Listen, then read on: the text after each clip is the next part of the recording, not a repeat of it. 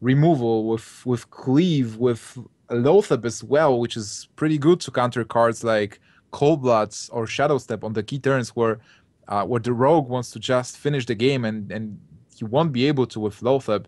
So Warrior looks pretty strong. I think like to lead off like Forsen being a Miracle Rogue specialist, but here we can see the game and the mulligan. Forsen is on the coin, and Realz is starting with a pretty bad hand. Probably he has the Cold Light Oracle and a Shadow Step, which is pretty tricky. You can get a lot of cards out of it, but as discussed, you are giving a lot of cards to your opponent as well.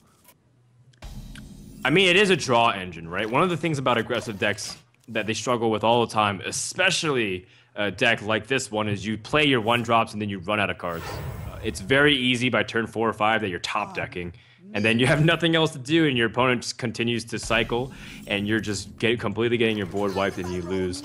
So Realz feels like he's gonna value the ability to draw into things that will continue to his pressure. Now, Assassin's Blade is a very important card because it bashes into that warrior armor effectively over the course of a few turns and able to kind of pull yourself back in. So Realz is going to continue to get cleared. Warrior is already a tough matchup, though, for the very reason. Effective armor gains with easy clears like full Taskmaster. Double deadly poison on that Assassin's Blade will be so huge, but on the other hand, Forsen has all the low drops in the world that he wanted to draw for this matchup. He has the Armor Smith, he had the Taskmaster to deal with the threat, he also has the Unstable Ghoul. So right now, Forsen is the one stabilizing the board. Realz going to be able to actually deal with this, because mostly you just want to attack face, like you don't want to trade minions unless you get something like Blade Flurry, but there is no Flurry on his side, so he might not have a choice and play Cold Light Oracle here. Yeah, this stings if you're Realz. Shadow stepping it also might make sense here, just because you need to kind of continue to dig for answers. The problem is the Unstable Ghoul is also not just a taunt, but a life gain because of the way it synergizes with things like Armor Smith. So Realz is in big trouble. Forsen picks up more ways to respond. He even gets something like Shield Block, which is a very important card in this matchup. He has double Shield Block. Oh my god, this is potentially 10 life increase. So you're fighting against like 40 life hero right now, being Realz. So we have the board. The board is pretty tough. He's like Forsen is gaining life, and also he has those shield blocks for like future turns. This looks really bad for Realz. It depends. Realz has a lot of damage too, but there is a point where again Warrior just has way too much life. They're putting pressure. They still have damage on board, and you're not dealing with it because you're ignoring and going for face. If they're able to be really efficient and gain too much life, you just can't really do anything. And 36 is starting to get to that range where maybe you can't do anything whatsoever, because how are you supposed to pair together that much burst and finish off your opponent? Well, in theory, the Assassin's Blade is doing 21 points of damage total. So that will put Forsen on only 17 more points of health. So if you're able to deal 17 plus with Leroy, Arcane Golem, it would probably look good. This double deadly poison is just so good in here. So many options. Yeah, but it does take a few turns to kind of push it out, which gives opportunities for Forsen to continue armoring up. If he has that's why second shield block, like you mentioned, was so important. How does Realz kind of go about this? Does he give his opponent for ability to continue to gain armor and be able to extend the duration of this game? So potentially being Realz on turn 8, because if you play Deadly Poison now and start attacking, you will have 3 turns of attacks with your weapon. So potentially on turn 8, you will be able to play a Leroy plus Arcane Golem plus Cold Bloods, which is 14 plus 7, it's 21 points of damage. So if this turn he is able to deal some damage to hero, and next turn be able to deal enough to have a kill on turn 8, well, that might turn out to be a game for Realz. Like, he has so much damage potential on the next 2 turns. He does, and it kind of depends on how Forsen reads the situation. He wants to kind of go for clears. At the same time, he can't really utilize too much of his health as a resource. So as much as a Fiery War Axe is great value, sometimes you're not even wanting to trade with this. The same concept as you're facing aggro Paladin or Hunter, where Fiery War Axe is a great value card, but oftentimes it's not what you want to be able to use for removal because you're racing yourself too at that stage. It's pretty interesting here being Forsen. You have so many cards, so many good cards, but what's the order of how you play them? So you can probably remove the board. You can take some damage. On the other hand, Forsen right now is in defensive mode. Like, he won't be able to win the game in the next 2-3 turns. And Realz will be dealing damage every turn and trying to get to that magical Leroy turn where he's able to deal 14 points of damage out of nowhere. He also has the Cold Light if he wants to next turn. So the longer the game actually gets, it's better for Realz. It's very surprising. Ooh, Oh my God, second Arcane Golem. Well, let's see. So he's got, again, you said 10 from the dagger, maybe even more if he adds his deadly poison. The charges are about the same either way, whether it's daggered or not. Leroy plus 2 Arcane Golems is 14 plus the 8 Cold Blood and Eviscerate. So that's 22. That's a lot. He's got him covered.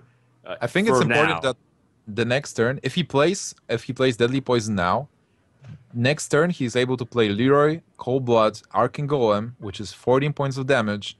And with Deadly Poison on a weapon, that's 21 points of damage next turn. So how much damage does he have to deal this turn to be able to win next turn with 21 points of damage?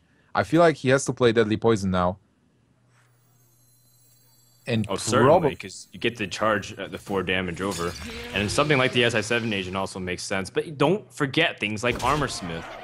The Armor Smith also gives him a lot of health. I think like Arcane Golem is actually a play in here as well.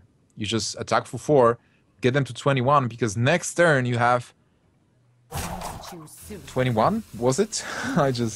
Yeah, it's 21 next turn. Okay, so I would probably play this turn a bit differently, and I would play the Deadly Poison before, but still, Realz is in a very good situation here. He doesn't have to rush. He still has like 18 points of health. See, I think he still has like 2 more turns at least. So he can keep that Leroy for the lethal turn in 2 more turns. He still has a sap even. Like if Forsen plays something that's annoying, he can sap it. Well, Forsen does have shield block, so again, you can continue and extend the length of this game as long as he can. He puts a pretty big wrench that thinks chargers have a hard time bursting through, but then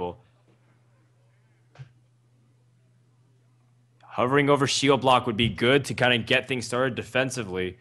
And again, things like Fiery War Axe, you don't want to give your ability for your opponent the ability to burst immediately. So they are sitting kind of dead in your hand for now. Being Forsen, you definitely expect cards like Leroy, Arcane Golem, and a lot of burst. So you want to clear the board, and you want to play a taunt as well, so that you're... Well, taunt is always good. There is a 5-1 weapon. Oh wait, it's a 7-1 weapon actually even. So if Ghoul is able to stop 7 points of damage, that would be pretty awesome. So this turn, you kind of want to play Shield Block. You want to play the Ghoul and clear the board. Is it possible?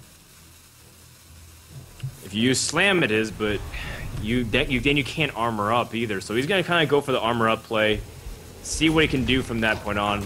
It seems like he's going to drop the Undead Ghoul and use the Fireworks, start pressuring. Now keep in mind, not the Beard Rogue, sorry. The Backspace Rogue will be at 15 health, so if he continues to pick up cards like Gromosh and his opponent gives him mana with Arcane Golem, he might be able to just kill him in response and not have to play super defensive when he can maybe just turn on the Jets and end the game. Is this? It's definitely 24. Not enough, though. Okay, it's not enough, but it's so close. Yeah, I think you Arcane Golem here. You probably kill the Unstable Ghoul with Eviscerate. You might even play 1 Cold Bloods. I think you play the Cold Blood for sure, because the Cold Blood is usually going to be used for damage anyways. Just sneak it in while you can and you have the mana. In fact, double Cold Blood wouldn't even be bad. With double Cold Blood, it's kind of like giving information to your opponent how much life he has left. Because right now, if he attacks with just the Arcane Golem, he'll get forced into 20. And how do you feel being on 20? I would feel okay with only 3 cards in my opponent's hand. The problem is that he can't fit in Cold Blood with Sap the following turn, so he has to use it here. He doesn't have a mana. He only has 9 mana. So his idea is if something big comes out and he needs to deal with it, he saps, then plays Leroy and Arcane for 10 damage, plus whatever he can do. So he's just hoping for the best. But this is, again, where something like Shield Block becomes ultra valuable for Forsen. And Realz will try to end the game. But unfortunately, I think it's going to be put out of reach for the next turn or two. That shield block is pretty painful for Realz. He was hoping that there is no second shield block, but there it is. Well, even a simple armor up was actually getting Forsen out of the lethal range. But still, Realz needs to draw some more points of damage. And most of the cards in his deck just provide those points of damage. He only has 12. But getting like a Leper Gnome right now would be pretty bad. You don't want to get those passive cards. But he got most of the charge cards. He already used the double Arcane Golem. I mean, he has them in hand. He used double Cold Blood. He used one Eviscerate. If he draws a Shadow Step, is it enough? Ooh, Armor Smith. So Forsen will continue to he chooses to continue to gain life and put himself potentially out of range. Realz could pick up something big like Shadow Step and still end this game, but he draws a Blood Knight. And that's not going to be helpful right now. I mean, it puts something on the board. Blood Knight is kind of like a blank. The thing is, like, Forsen doesn't have Grommash, but is Forsen able to finish the game with just Ragnaros? I don't think so. Forsen needs a Grommash to win this game. He thought about dropping Spectral Knight because he would have the damage with just Gorehowl and Spectral Knight if he attacked with Fiery War Axe. So he thought about it, but he realized how low he is at health. 14 still feels kind of a small amount if your opponent had his second Shadow Step, and ways to kind of rack in the damage from there. 14 with the second Shadow Step would be lethal. I'll sap the 1/4. Well, I guess there is no choice. You just want to play cards and hope that they can deal some points of damage. But this... I think so. Oh, wow, he burns the God. Grommash. That is huge. He would actually win with Grommash. Would he? Did he have Cool Taskmaster? Oh, he doesn't have this Taskmaster. No, he only has Slam, unfortunately. But that is a nice pick-off there for the mill, and now there's one charger Realz doesn't have to deal with, but there still is the potential for opponent to burst with something like Gorehowl. So it's not over yet, and this big Whirlwind to clear the minion also gains more health from Realz. It's starting to become more desperate by the second. Each turn, he's getting higher health. South Sea Deckhand has 2 extra damage. Still not enough. And if you play a minion, it becomes vulnerable for more armor with the Armor Smith. Forsen has lethal next turn with Ragnaros. So, unfortunately for Realz, he didn't get it. He ran out of steam. He was pretty close. He had a lot of burst. How much damage did he even deal this game? I think like Forsen had like 45 health in total, or like 46, with triple or quadruple armor up, double shield block. So to win this game, Realz just had to deal more than 46 points of damage. That's crazy. But again, that's what Warrior does. The double shield block, so critical. The fact that he drew both Armor Smiths as well to continue to gain life was very nice, but look at how much that Forsen's drawn too because of things like the Coalite Oracles. So it's not even like Forsen got quote-unquote lucky. The Coalite Oracle assisted Forsen to drawing these cards. We were saying how it's a tough matchup for the Backspace Rogue in general. I think Realz was kind of prepared this from the start. It seemed like Forsen's about to hit fatigue even faster than his opponent is. That's the nature of this series, and he's going to go for the Ragnaros finish.